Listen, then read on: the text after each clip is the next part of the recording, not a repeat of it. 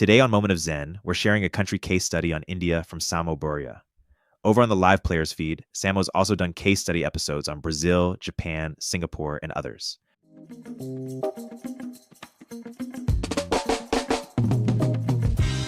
Well, Samo, I thought we would take a break on our China series to discuss India. You recently had a great Bismarck brief diving into the demographics of India and how that affects sort of the rest of the country. Why don't we start there? Why don't we unpack some of the main pieces that you were trying to make in the brief? Well, observers have for decades predicted that India would become a future superpower. This seemed overdetermined by the demographics of its vast population and its seemingly inevitable industrialization. While I continue to be optimistic that India will industrialize, not in the short run, so not within the next 10 years, but sometime within the next 50 years, I think there are also reasons to expect the population crash of India to be as rapid as that of China. And we can go into some of the reasons for that. Basically, it has long been assumed that the demographic transition is a matter of countries having many fewer babies when they become sufficiently wealthy. India is currently not yet wealthy, right? It is the most populous country in the world, having very recently surpassed China with 1.4 billion people. It is a very young population. However, despite its relatively low GDP per capita, its fertility has already dropped below replacement. It's hovering just a tiny smidge above 2.0. The replacement fertility rate, total fertility rate, is 2.1. That's because it's not enough to have two kids. Sometimes they will die before reproducing. And as a result, to keep the same average age, you would have to have a fertility of 2.1. There are some Indian provinces, and I should emphasize when we speak of Indian provinces, we're talking about places that are as big as European or South American countries. We're talking about places with 100 or 200 million people. There are some, especially in the south of India, such as Tamil Nadu or Andhra, that already have a TFR of 1.7 or 1.8. For comparison, Sweden and the United States have a total fertility rate of 1.6. So if this is Indian fertility, when their GDP per capita is much lower than, say, Turkey or Mexico, what will it be when the GDP per capita of the country becomes comparable to Mexico, let alone if it ever ends up becoming comparable to Spain or South Korea?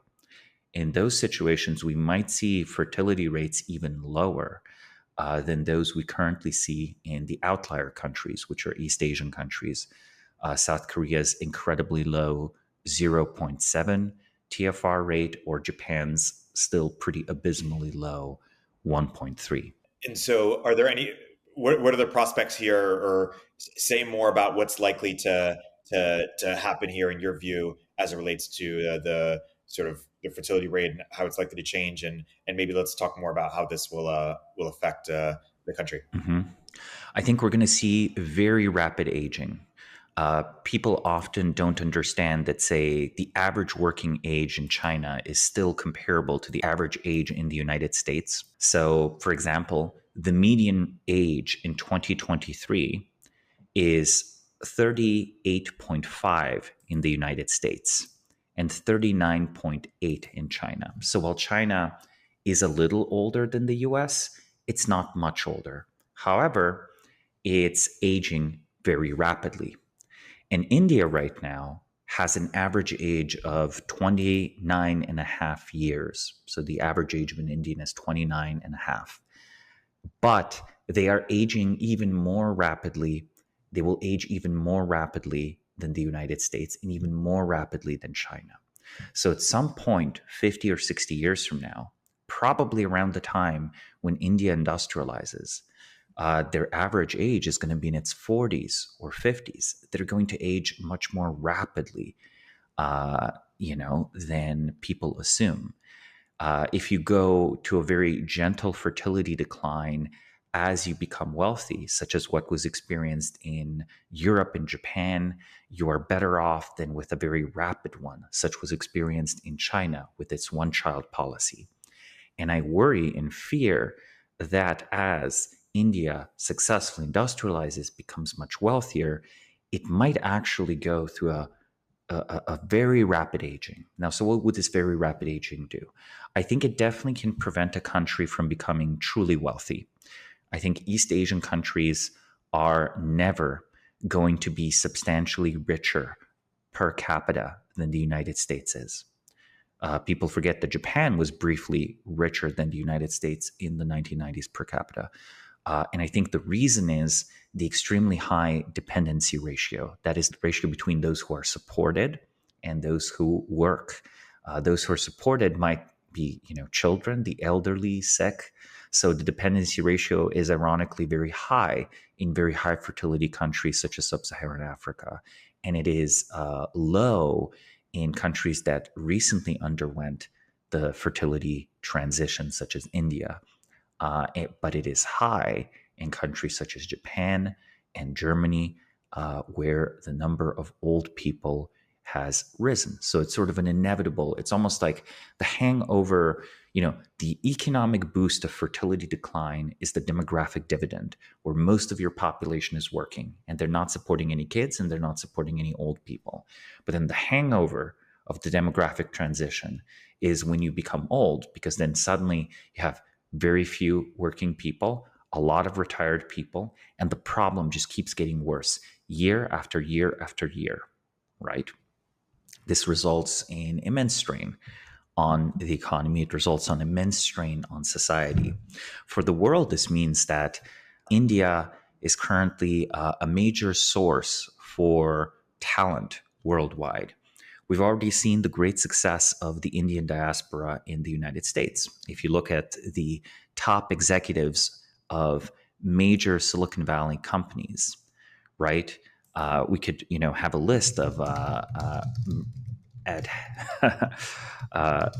basically the list is we have Satya, we have Sundar, we have basically, something like a third or half of the top paid CEOs in the United States are from the Indian diaspora, from the South Asian diaspora, right?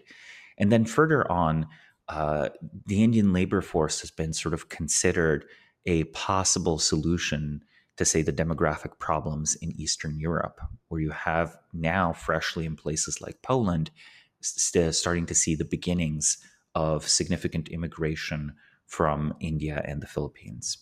If India sort of dries up as a demographic source, both of top talent and cheap labor, the result is greater labor shortages. Then truly the only part of the world that will still have abundant and cheap labor will be sub-Saharan Africa. And I think we've not really figured out what it means to have a world with such significant population decline. I also think it matters because it's sort of a canary in the coal mine. I think that if India's fertility is declining, then the old story of this is driven by economic development and wealth is wrong. And we're actually faced with something relatively concerning.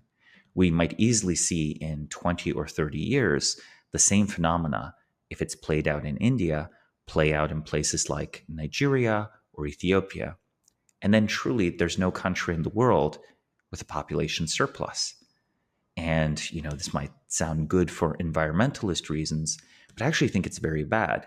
I think older societies will tend to be less innovative. They will be less dynamic. There will be less growth. And because of that, there will be less technological innovation. You actually stick to the legacy way of doing things if you have an old population. So I would actually expect that, say, renewables would be in much greater demand and would be developed much more quickly, as well as other clean energy sources like nuclear. Now, having said all of this, right? Having said all of this on global demographic decline, et cetera, a topic we have already discussed before, I will say that the short-term future of India is not really constrained by demographics. It's constrained by institutional barriers. Indian governance at both the sort of federal level and the province level is very, very sclerotic. It is difficult to move. The civil service and the regulatory apparatus is comparable to that of a developed country. The economy is not comparable to that of a developed country. So in the next 10 or 20 years, expect continual regulatory barriers, continual problems with being allowed to do business the right way, or misguided economic policies and so on. India has a deep history of this. The National Congress had, during the Cold War, leaned towards basically a socialist model of economic development, which, while never going all the way to the Soviet bloc, was one of the reasons India had a relatively friendly relationship with Russia and continues to have a friendly relationship with Russia to a great extent. So this will stymie this growth. However, fundamentally, the problems with India's the qualification of the labor force seem to be abating. It's been notable that, for example, when you had when you had the attempt to start building chips in India, like there was an attempt to begin construction of like high-end equipment in India. This was actually offshoring by Taiwanese and Chinese firms. The error rate was unacceptably high, right? The number of faulty the amount of faulty product was unacceptably high. They notably reduced this rate after a few years. So I think that sort of the problems related to like work culture, norms of transparency, professionalism, and all of that, I think those are growing pains and those will be overcome. So where would this leave India in a few decades? Well, first off, I don't think the population explosion happens in India, as I explained. Secondly, I do think it eventually industrializes. Third, I think the institutional problems will prevent it from being as wealthy per capita as China is, or rather, as China will be. And further, it will prevent it from becoming as wealthy per capita, possibly ever, as the United States is, or some of the wealthier European countries. There would have to be a fundamental restructuring of the Indian government. But for that to happen, I feel that opens Pandora's box, and this very diverse subcontinent might yet explode into novel conflicts. There's a very delicate balance of power that has kept the federal system together. It kept it intact, despite there being deep demographic friction still between, again, the Hindu majority and the large Muslim minority. India, upon independence, of course, split into India and Pakistan. Pakistan further, of course, West and East Pakistan, split off Bangladesh. Something like that could happen again, especially if there was any sort of war where India was defeated. I think the risk is always when your country loses a major war, that the sort of centrifugal forces that almost want to, tear things apart, that those become empowered. How might India find itself in a major war? Well, there's the ongoing border dispute with Pakistan, and there is the very interesting Himalayan border dispute with China. I don't know, Erik, have you seen any of the videos of Chinese and Indian troops fighting each other? I haven't seen them. What Okay. what take away from them? Well, basically, they have these like very interesting conflicts up in the Himalayan highlands, and they have disputed claims of territory, but they want to keep it away from being a full war. So what happens is the troops literally go at each other with knives and clubs, and it's very weird. It's very sort of like a medieval warfare thing because they've agreed not to use guns because that might be a war. So I feel like sort of the spirit of the Bronze Age lives in the Himalayan mountains with the Chinese and Indian soldiers beating each other into a pulp. Wow. But there is a serious underlying problem here, right? Neither side can budge. China is economically rising. It's militarily becoming more powerful. That's why we had a series of videos on it. India, however, doesn't want to be pushed around, and it certainly doesn't want to be encircled. Yet, if you look around the Indian Ocean, right, if you look both on the extreme west of it in East Africa, or if you look at the east of it in Southeast Asia, or if you look right next door in Pakistan, everywhere you see Chinese investment, and you see an ever greater Chinese naval presence, and an ever deeper relationship that China has with nearby countries such as Thailand, for example, or Pakistan, or Central Asia, or possibly in the future, even the Afghan government. India might find in its geopolitical backyard, every neighbor has a stronger economic interest to work with China than they do with India. India has some hedges for this.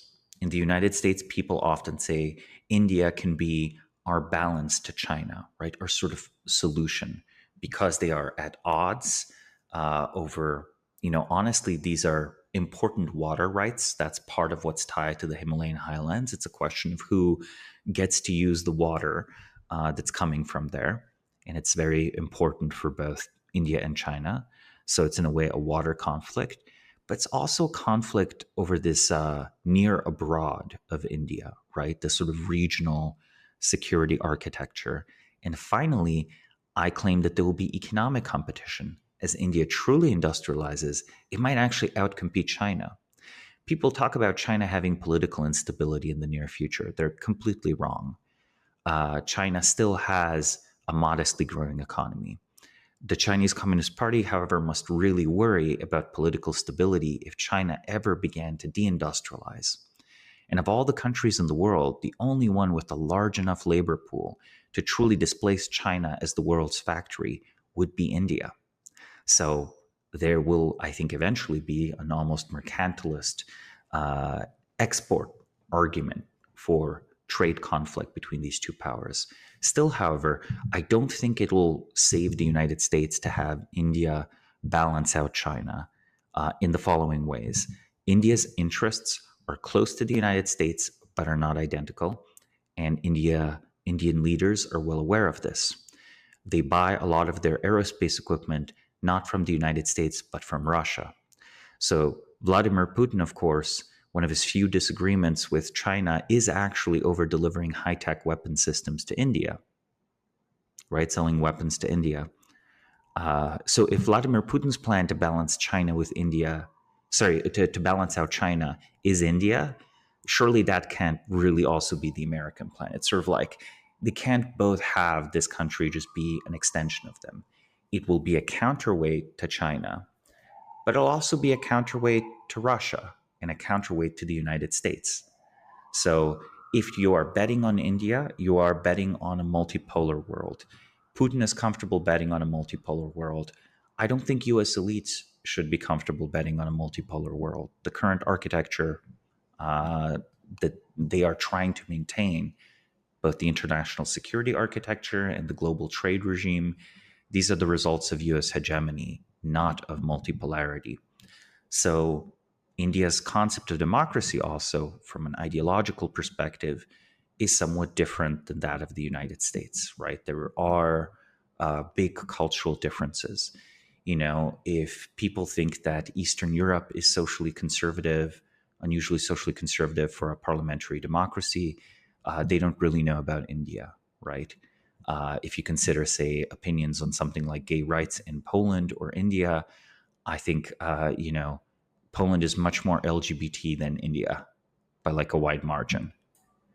And again, there's this underlying ethnic conflict that I think simmers under the surface, driven by the religious difference between the Hindu majority and then the substantial and actually still demographically growing Muslim minority. Hey, we'll continue our interview in a moment after a word from our sponsors. What does the future hold for business? Ask 9 experts and you'll get 10 answers. It's a bull market. It's a bear market. Rates will rise or fall. Can someone invent a crystal ball? Until then, over 41,000 businesses have future-proofed their business with NetSuite by Oracle. the #1 cloud ERP, bringing accounting, financial management, inventory, HR into one fluid platform. With one unified business management suite, there's one source of truth, giving you the visibility and control you need to make quick decisions. With real-time insights and forecasting, you're peering into the future with actionable data. When you're closing the books in days and not weeks, you're spending less time looking backwards and more time on what's next. If I had needed this product, it's what I'd use.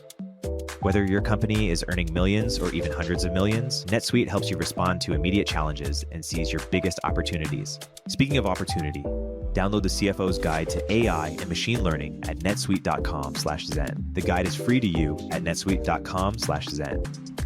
netsuite.com/zen.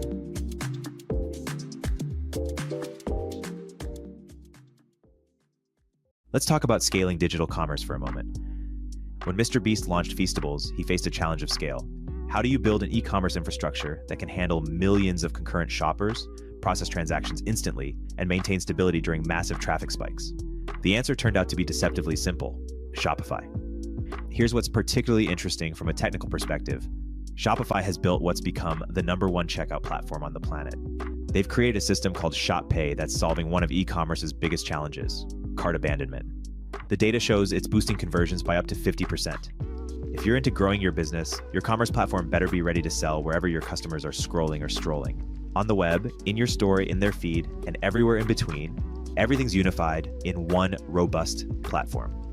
It's a perfect example of how infrastructure, when done right, becomes a competitive advantage. Upgrade your business and get access to the same checkout system that powers Feastables. Sign up for your $1 per month trial period at shopify.com/cognitive, all lowercase. Nobody does selling better than Shopify. So visit shopify.com/cognitive today. Shopify.com/cognitive. And so when you say if you're betting on India, you're betting on a multipolar world, that means this idea that India can be sort of a convenient ally to people on both sides and be sort of a strategic player. That's in a multipolar world. In a non-multipolar world, India will have to pick a side, or what do you mean to say? In a bipolar, in a Cold War world, right? It would have to pick either China or the U.S. And if forced to pick one of those, I think it picks the U.S. But then that's the world where India does not industrialize. So I sort of feel that on a 50-year timescale, India will succeed in industrialization, but it's going to be a bit crippled, right? It's going to be the GDP per capita of Mexico or Turkey, which would, of course, make it one of the largest economies in the world, no question about it. But unless its government and civil service were deeply reformed, I just can't see them actually reaching South Korean levels of GDP per capita, or even achieve what we see in coastal China. I do think, though, that many things are changing very quickly in India, so political evolution wouldn't surprise me. It just would take almost a really exceptional live player to do that. And for a while, a lot of, I think, moderate Hindu nationalists were hoping that Modi would be that. But if you look at, say, Modi's policies overall, I think they've not succeeded at eliminating the bureaucratic problems of India.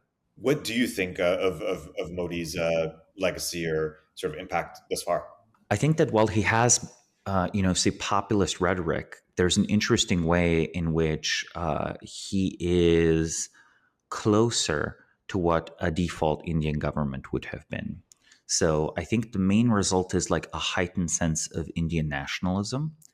And I want to emphasize, I think nationalism in India is currently this attempt to transform this sort of federated, diverse identity into a singular, less federated state and a singular, less, more unified story. I think you try to produce nationalism where you want to drown out regional differences. So I think it's more that than any ideological conviction, really, that's going towards this direction. You've heard the proposal to rename India, right? Right. I think that's very interesting. I mean, I I really don't think that internationally we should rename India. I think it's a fine name. I think they would actually cut themselves out of a lot of the deep history that the Western world does know about India. It's not, it's not all British colonialism. It's like, Alexander the Great making his way into India and like, fighting the local kings and all of that, ancient Indian mathematics and so on. I think this history is one that will become more prominent inevitably in the Western world. Just to say, awareness of Chinese history has increased over the last 10 years, so will awareness of Indian history. Had, say, the CCP decided to rename China in the 1970s to sort of own the colonialists or whatever, I guarantee you, here in 2024, Westerners would know less about China and its history if it was previously this weird other thing and now we gave it a new name. Whenever you rename a country, foreigners, their sense of history is severed, right? Like even for Iran versus Persia, you kind of have to emphasize, you always have to say that little sentence, Iran, the Iranian people actually are the same people as lived in this country called Persia. Even though the revolution, again, is like so recent, 1970s, right? Before that, it was called Persia. But I think Iran intentionally did that to produce this sort of like Islamic identity and cut off the sort of Zoroastrian nationalist identity. And to this day, if you go to LA, many people will identify as Persian, not Iranian, because they oppose the Islamic revolution. So really, I think there are lots and lots of arguments to keep the standard name, because it is a history that is to be proudly claimed and proudly educate people in the Western world. It's not a history one should want to bury, right? But anyway, so talking about the name is important because talking about the national identity is important, since the national identity in a nationalistic frame gives the political capital to try to basically revoke regional autonomy and to fight off what could be described as sort of like a left-ish establishment that's a legacy of the post-colonial period, where again there was like an emphasis on socialist policies, where the anti-colonialism and the sort of state-run economics were considered to be almost the same thing, right? Because if you don't use the state to push out Westerners economically, and the British especially, there would be continued foreign domination, was the thinking. Of course, that sort of works, right? If you nationalize foreign stuff or if you make it difficult for foreigners to do business. But of course, the opposite, in a way, can happen just as well. Once you have a strong independent government, it can be easy to take huge amounts of foreign investment. And of course, especially you should allow local businesses to form and local economic live players to rise. And India has this huge market, right? The digital policy has already shifted in India, I think, towards closing this automatic openness to the Western world. So I think that they're probably not going to create anything quite as big as the Great Digital Firewall, but I think it's quite possible that all of these Western attempts to sort of like, have Facebook or, launch a payment system in India or something like this, if all of the Western attempts are slapped down, India is going to be the only country in the world beside the US international market, which is, access to Europe, to Japan, etc., and China, that has over 1 billion users. So can China have its own Google? Well, of course, it makes sense. The Baidu makes sense, right? The Russian Yandex sort of makes sense, but not quite. India could have its own Google, its own Amazon, its own YouTube, its own anything. And it certainly has the software talent. So why hasn't could it have? Well, I think the answer is Western competition and Western network effects. But actually, you could do a version of digital protectionism just fine. You allow, you make it easy to start startups in India, which they're already trying to do. And then you literally find a law that Western social media networks are breaking. And then you just are like, okay, we're blocking it. And once it's blocked, then people will very quickly use whatever a second or third rate Indian substitute exists. And it's not going to stay second or third rate very long when like the salary to be, the top engineers, like a top engineer at Indian Google, they could very quickly match the salaries of just Google. So you might even see talent from the Western world, from California, from the Bay Area, or from London, go to India and work there. Or, you open offices in London or Palo Alto. It doesn't matter. You can afford it, right? You don't need to be as big as Google. You don't need to be that many trillions of dollars. You can just be 50 billion or 100 billion, and you can still afford those salaries. It's just search is so profitable. So many of the software giants are so profitable. I know this is an answer that my libertarian friends don't like, but I do think that is the reason why China has this giant software sector. I think the reason just is it has a moat. It has a double moat. It builds all the hardware, so you can always bunch your software with your hardware or optimize it, right? That's the magic of Apple. And of course, iPhones are made in China. But it also just bans social media. And that's a huge, huge moat. You can first create Chinese TikTok in China, and then you create the version that competes in the Western market. Yeah. Hey, we'll continue our interview in a moment after a word from our sponsors. Every time I hop on the 101 freeway in SF, I look up at the various tech billboards and think, damn, turpentine should definitely be up there. And I bet I'm not alone. In a world of endless scrolling and ad blockers, sometimes the most powerful way to reach people is in the real world. That's where AdQuick comes in. The easiest way to book out-of-home ads, like billboards, vehicle wraps, and airport displays. The same way you would order an Uber. Started by Instacart alums, AdQuick was born from their own personal struggles to book and measure ad success. AdQuick's audience targeting, campaign management, and analytics bring the precision and efficiency of digital to the real world. Ready to get your brand the attention it deserves? Visit adquick.com today to start reaching your customers in the real world. Again, that's adquick.com.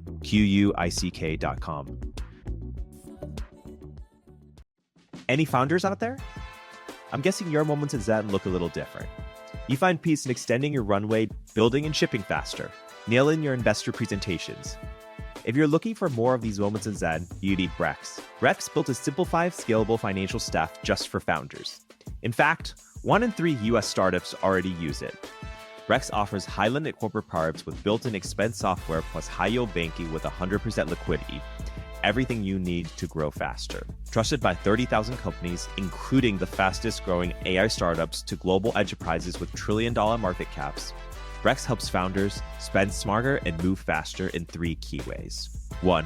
Fast, simple cards and banking that extend your runway. 2. AI-powered expense automation that accelerates building. 3. One scalable global platform that grows with you. Because Brex knows that Founders Zen means less time on finance and more time building. Get started at brex.com/grow. Again, that's brex.com/grow. In an age of AI and big data, your personal information has become one of the most valuable commodities. Data brokers are the silent players in this new economy, building detailed profiles of your digital life and selling them to the highest bidder. With data breaches happening frequently, these profiles aren't just fueling spam. They're enabling identity theft and putting your financial security at risk. But what if there's a way you could opt out of that system entirely? Incogni is a service that ensures your personal data remains private and secure. They handle everything from sending removal requests to managing any pushback from data brokers. What I trust most about Incogni is how it provides ongoing protection.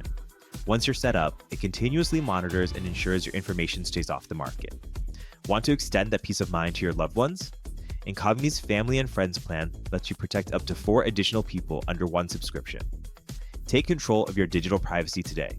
Visit incogni.com/moment and try it risk-free with their 30-day money-back guarantee. Take your personal data back with Incogni. Use code MOMENT at the link below and get 60% off your annual plan. Again, that's incogni.com/moment. And compare India to China more.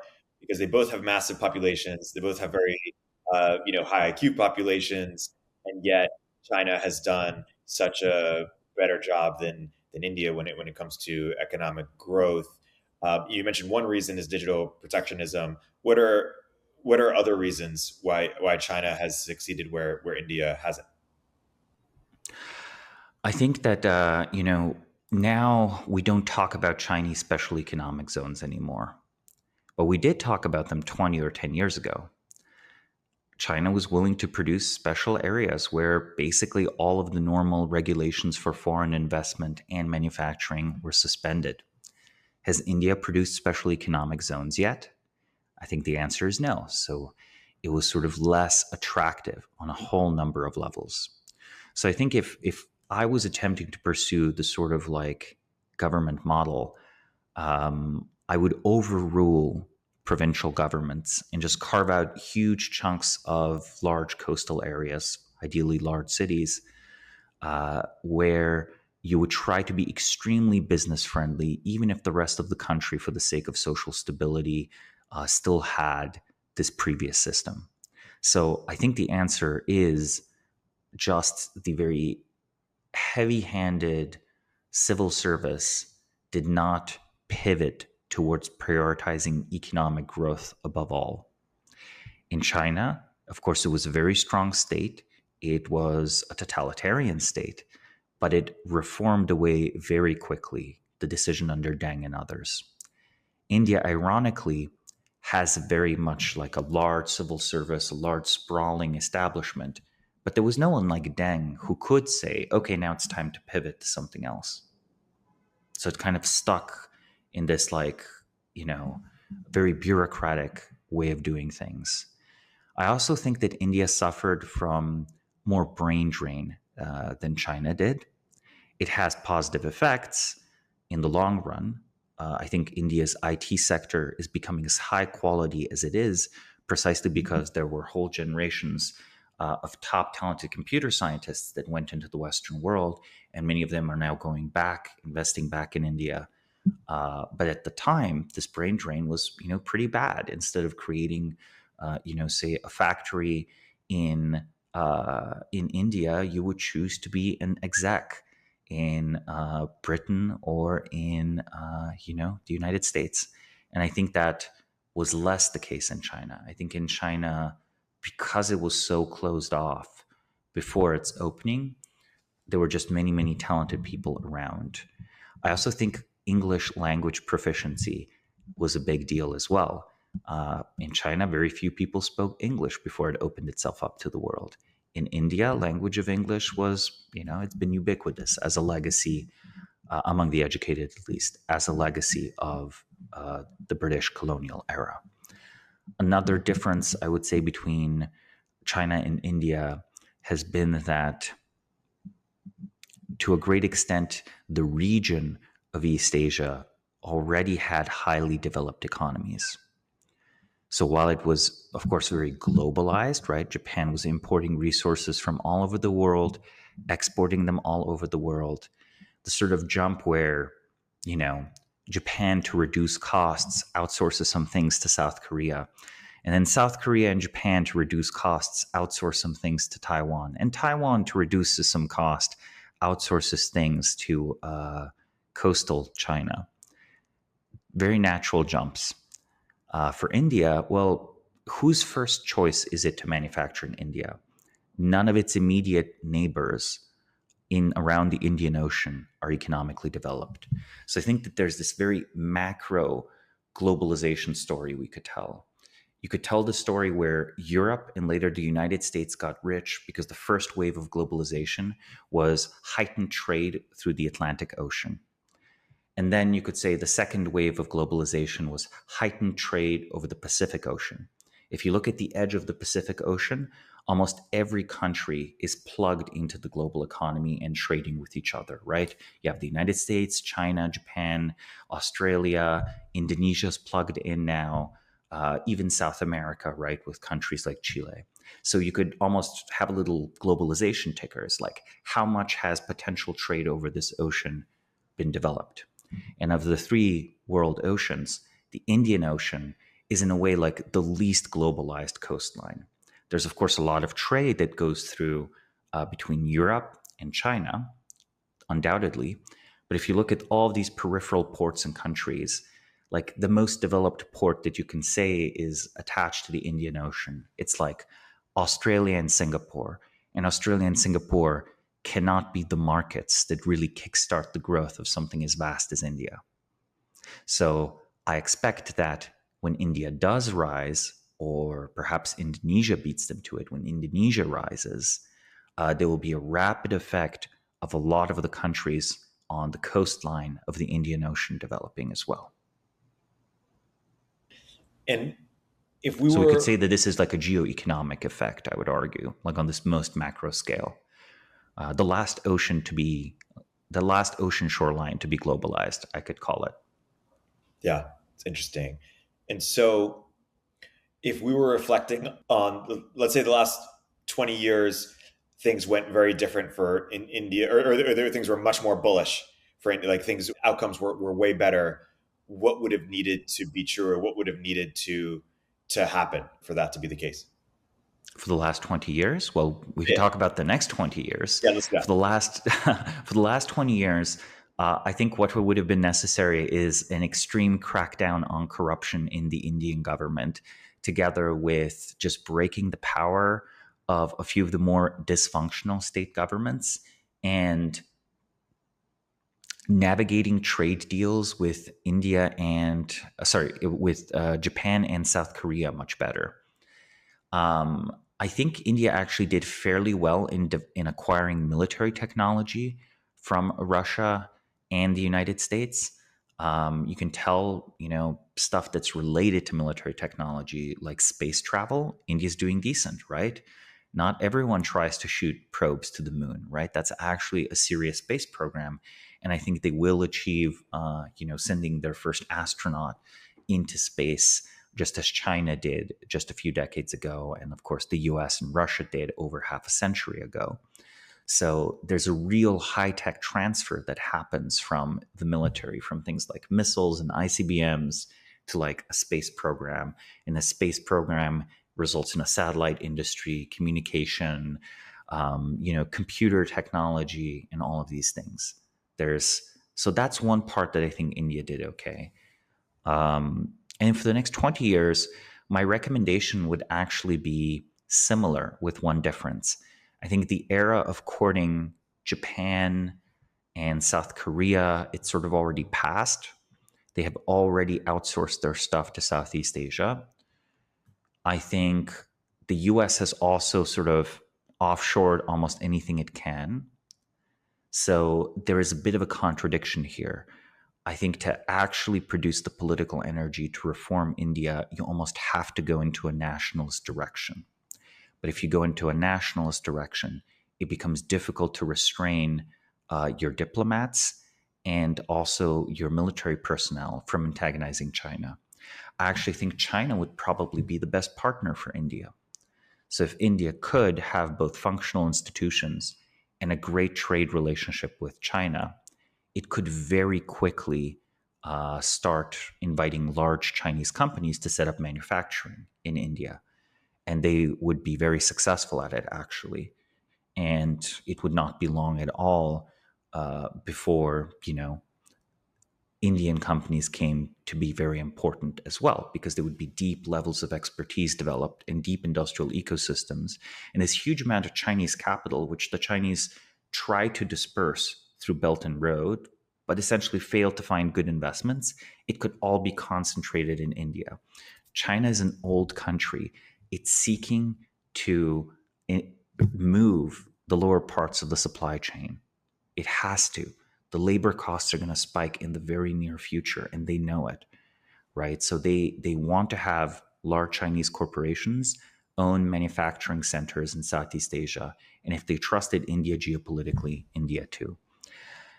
Now, China might still decide not to do this, right? After all, they saw that they were the winning partner sort of in the deal between them and the United States. So why should they be the losing side in a deal in the long run geopolitically with India? But I think immediate economic concerns usually overrule this sort of like decades-long political perspective. So an alternative is India can try to heighten its trade with the European Union. Like if the EU, because of conflicts that the US has with China, needs an alternate supplier, India could attempt to fulfill some of those needs. Because currently, when Europe sanctioned Russia, Russia started trading with China, and Europe also started trading with China. So maybe the real winner in the Russia-Ukraine war was China all along. Now, perhaps in a US-China conflict, if it were to happen, and India were to stay actually militarily neutral, it actually might win quite a bit as well. So I think the macro, the two parts are massive anti-corruption campaign, shrink the number of government employees, make it much more focused, create special economic zones on one hand. On the other side, try not to get involved in a big war, try to benefit by trading with all sides in a big war, try to benefit and profit from sanctions. An unpopular thing that India could have done is try to provide a lot of the things for Russia that Russia could no longer get from the Western world. No one in the Western world would applaud India for massively increasing its trade with Russia. But in fact, sort of that's what Central Asian countries and China did, and they profited economically. So there are benefits to playing all the sides. There are benefits to neutrality. And arguably, the economic benefits of that exceed being an extremely close and loyal Western ally. But that's not really India's problem. That's the West's problem. That's the problem of France, Britain, Germany, the United States, Japan. It's not India's problem. And so they should take care of themselves, basically. And why is India not doing that? Because they think that being in the allies' good graces is more important, or they're scared to. I think Indian elites want India to already be considered an equal and peer to China. And I'm like, it is in spirit, but it's nowhere near that in reality. Look, you have a great ancient civilization. You have an amazing, huge country. It has a great future ahead of itself.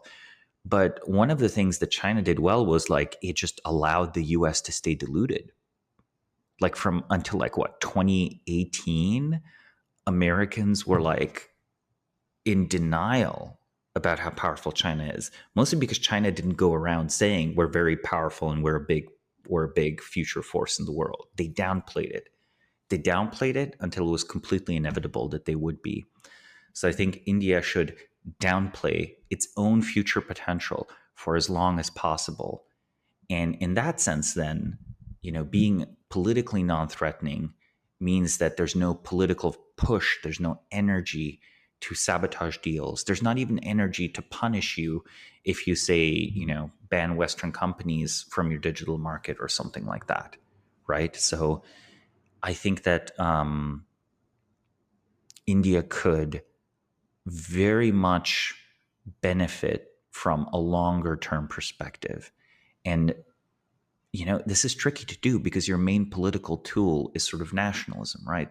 The main battering ram you can use to reform the government is nationalism. Yet nationalism makes it virtuous to say over-the-top things. Arguably, Xi's China has been running into problems because he has had to lean on nationalism now that economic growth has slouched. So people get promoted in the Chinese diplomatic corps that don't know that you're supposed to be, speaking softly always. So that actually sort of awakens the West, awakens the US and other countries. I think that India will basically miss the opportunities of the next 20 years, but just because of the fundamentals, it's almost impossible that it misses the next 50 or 60 years. I've not seen a live player. Modi is not it. I've not seen an Indian Lee Kuan Yew. I've not seen an Indian Deng Xiaoping. I've not even seen an Indian, Ronald Reagan or something like this, right? So really, we are dealing with a lack of basically like reform government reform energy, and reform energy by someone that is both a highly competent technocrat but sort of understands political balance in their country extremely well, right? That's why Lee Kuan Yew and Deng were successful. It's not because they were, they knew how to use a spreadsheet or something like that, or knew how to spot talent. It's that they knew how to balance the political factions within their country. And within India, currently, the civil service is overwhelmingly powerful, and the business sector is not that powerful, and the people are not that powerful. So really, there's a situation where there's no counter elite sort of formed yet in India. And that's going to be a challenge. I would be on the lookout for promising sort of province and regional government officials. Like, that's, if I were to try to find the political life players of India, I would actually look at that layer of government very closely, because, as I said, the differences from different parts of India are massive. And these are like political differences. They sometimes have entirely different policies in different provinces. So Indian states are very important to check out. And so when you talk about the reform that India is needing, needing this sort of Reagan, et cetera, are you referring mostly to the geopolitical sort of taking care of itself that you were talking to earlier, or are you referring to a different kind of domestic changes too? I actually think India just actually needs to liberalize the economy. I usually think that this is not the right. Yeah, I usually am like more skeptical again of classic neoliberalism, but I think India could just use let's call it a dose of neoliberalism at home and careful international trade deals abroad. Really, for example, there's no reason that India shouldn't pursue cheap energy. Approach the South Korean government, say, hey, South Korean government, we will order 50 nuclear reactors, no questions asked. Can you guys come and build them and then teach our nuclear industry how to run them? And South Korea will say, well, we have to ask the United States for permission because, this is blah, blah, blah, non-proliferation. And then India is like, hey, the US will support you in Southeast Asia, whatever. Just tell the South Koreans they can build us nuclear reactors very cheaply.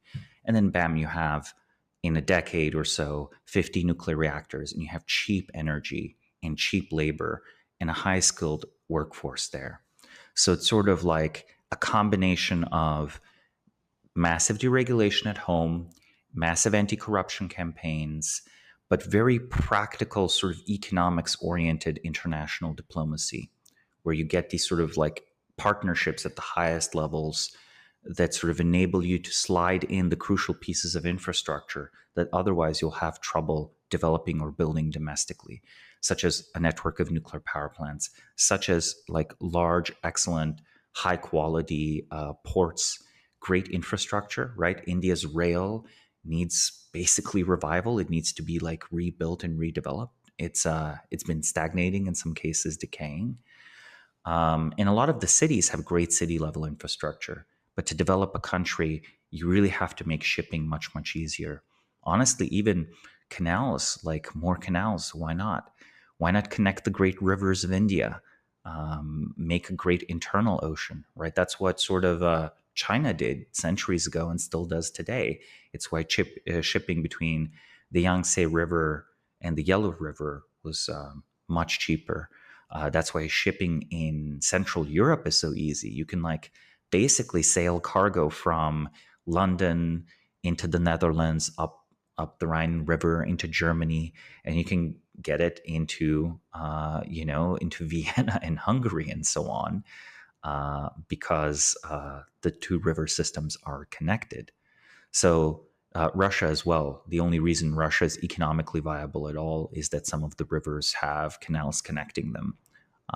So that type of infrastructure, getting that and getting the high-tech infrastructure up while making it very easy for entrepreneurs to do their thing. You already have a very entrepreneurial population in India. You very have world-class CEOs who would love to work there.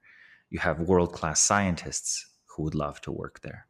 So Those are sort of the measures, and all of them require fighting bureaucrats. And the problem is, if you're at the head of the Indian government, your pyramid and base of support is all bureaucrats. So it's sort of like you have to fight the people who give you power. Very tricky. This is what I mean by, in the Indian political economy, sort of the people, the general population, not very powerful. The business sector, not very powerful. Even the military, not that powerful. The sort of government establishment, very powerful, very dysfunctional. No one gets a raise. No one becomes extremely rich by things working well in India. No one in the government becomes extremely rich or promoted by making something work super well in India. And again, I want to emphasize this isn't necessarily an anti-India point. I would describe this as dysfunctional parliamentary democracy, where it's become bureaucracy. It's actually a problem that Western Europe and to some extent the United States share. It's just that these places are already rich. So we don't have to solve it to stay rich. Probably we have to solve it to stay rich in the long run. But India, to become rich, must solve it. So in a way, this is like a political Gordian knot. Where do you find the domestic base of support and power?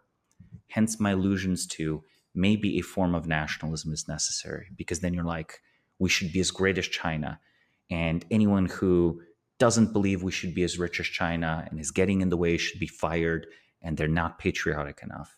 And then you kind of have an angry crowd in the street or whatever, or very, very well educated, but kind of like patriotically blinded perhaps, or inspired people who will work for you and just support you, and you can just slot them into government positions as you fire the other political enemies.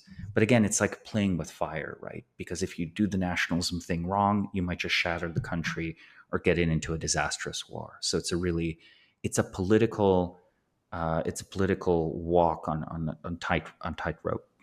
You mentioned this in passing, but I'm curious to dive deeper. You mentioned that you're usually, what you think it makes sense for India, you're usually more skeptical of the sort of liberalized advice for other countries. Why is that?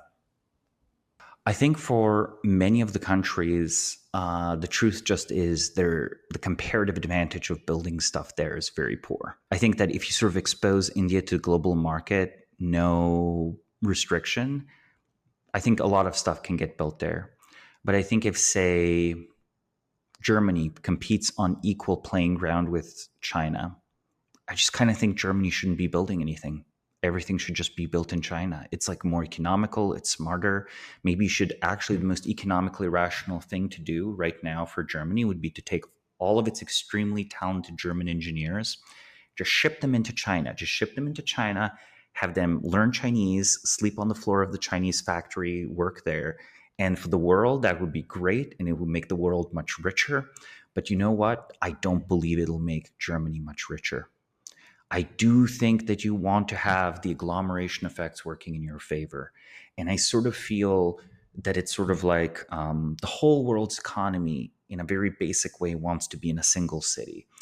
Like if you could just, you can't do this with human beings, but with some species of hive insect alien, there would probably be a single 400 to 500 million people urban area, probably in coastal China, to be honest, where literally everything is built and all the factories are right next to each other. And that will be the most productive thing ever. And you could never bootstrap a factory in the other parts of the world to compete with those agglomeration effects.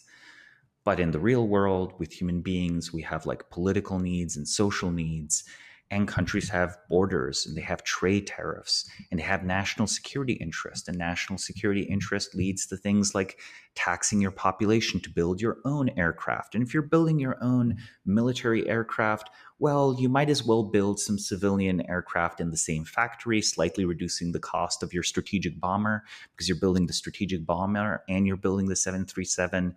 And then if you have the 737s, well, you can go around and argue to countries that actually, your aerospace regulations are better than the other guy's aerospace regulations, so they should buy your planes for their national fleets, et cetera, et cetera, et cetera, right? Like France is a great exemplar of this. Builds nuclear power plants because it wanted nuclear weapons. Built all the nuclear power plants France needed, still needs to keep a nuclear industry. Okay, time to build nuclear power plants around the world if they can, and so on. Zooming out, well, maybe, what were we going to say? All I was going to say is I think that the usual neoliberal advice is deregulation plus globalization. And I think with like a growing population, that can work very well, with an expanding population as well, because it keeps labor costs low. And I sort of feel like deregulation still has kind of a one-time benefit to a lot of these Western economies. We could push it further. But I think the globalization benefit has been maxed out. And at this point, further calls for globalization in the Western world do not make the Western world richer. They actually probably make it poorer.